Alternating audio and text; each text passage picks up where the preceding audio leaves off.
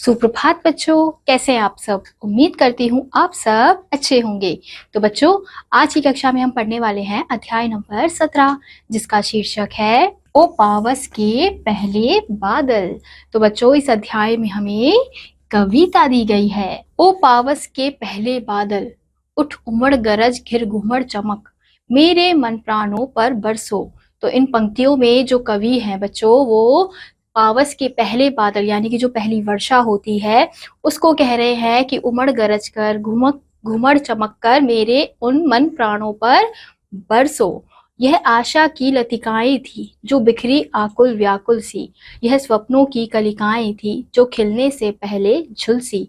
यह मधुवन था जो सूना सा मरुस्थल दिखलाई पड़ता है, इन सूखे कूल किनारों में थी एक समय सरिता हुलसी, आंसू की बूंदे चाट कहीं अंतर की तृष्णा मिटती है।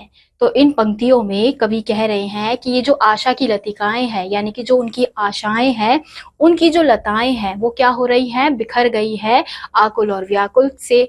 और इनके जो सपने हैं वो कलिकाएं थी जो अब खिलने के लिए झुलस रही है यानी कि तड़प रही है।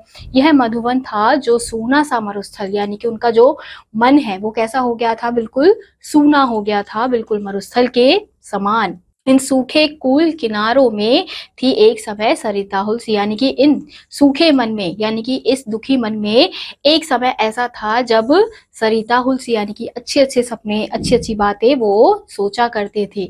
आंसू की बूंदे चाट कहीं अंतर की तृष्णा मिटती है। ओ पावस के पहले बादल, उठ उमड़ गरज घिर घुमड़ चमक, मेरे मन प्राणों पर बरसो। मेरे उच्छ्वास बने शीतल तो जग में मलियानिन डोले, मेरा अंतर लहराए तो जगती अपना कलमश धोले।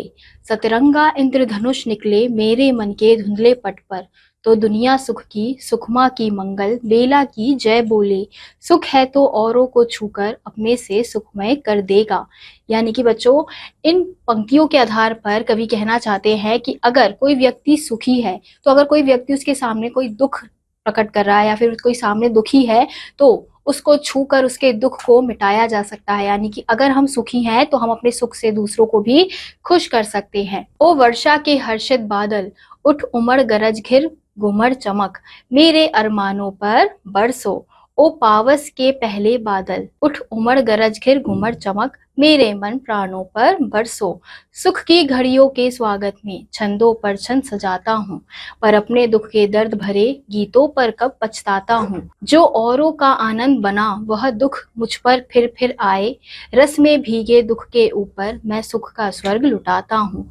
कंठों से फूटना जो निकले कवि को क्या उस दुख से सुख से। ओ बारिश के बेखुद बादल, उठ उमड़ गरज फिर घिर घुमड़ चमक, मेरे स्वर गानों पर बरसो। तो बच्चों, जो कवि हैं वो यही कहना चाहते हैं कि अपने दुख के दर्द से भरे गीतों पर वो कभी भी पछताते नहीं हैं, और जो औरों को आनंद बना वह दुख मुझ पर फिर आए। यानी कि अगर मेरे दुखी होने से किसी को खुशी मिल रही है, आनंद मिल रहा है, तो ऐसा दुख मुझ पर बार बार आए। तो यहाँ पे इस कविता के माध्यम से जो कवि हैं वो बादलों के आधार पर ये दिखाना चाहते हैं कि हमें भी क्या करना चाहिए, हमारे अंदर भी त्याग की भावना होनी चाहिए। अगर हम कुछ त्याग कर किसी सामने वाले को खुश कर सकते हैं, दूसरों को खुश कर सकते हैं, तो हमें चीजें त्यागनी चाहिए। सिर्फ केवल अपनी खुशी के बारे में, अपने सुखों के बारे में नहीं सोचना चाहिए, हमें दूसरों के बारे में भी सोचना चाहिए। तो इस पूरी कविता में कवि यही बताने का प्रयास कर रहे हैं।